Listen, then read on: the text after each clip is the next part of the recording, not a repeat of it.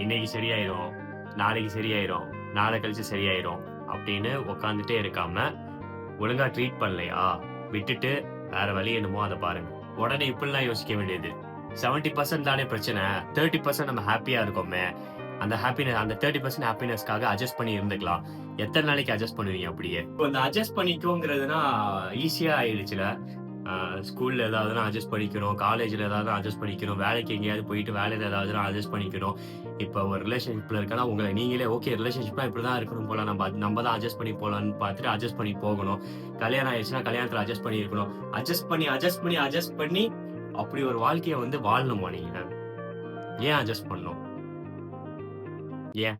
ஏன்னு கேள்வி கேட்டாலே, இங்க யாரும் இந்த அட்ஜஸ்ட் பண்ணி வாழ்றதெல்லாம் வாழவே மாட்டீங்க. அட்ஜஸ்ட் பண்ணிட்டு வாழ்றதுனா ஒரு சந்தோஷமான வாழ்க்கை கிடையாது. உங்களுக்கு புடிச்ச மாரி வாழ்றது தான் சந்தோஷமான வாழ்க்கையே. அதனால சந்தோஷமா வாழ பழகுங்க. வாழ்க்கை அழகா இருக்கும்.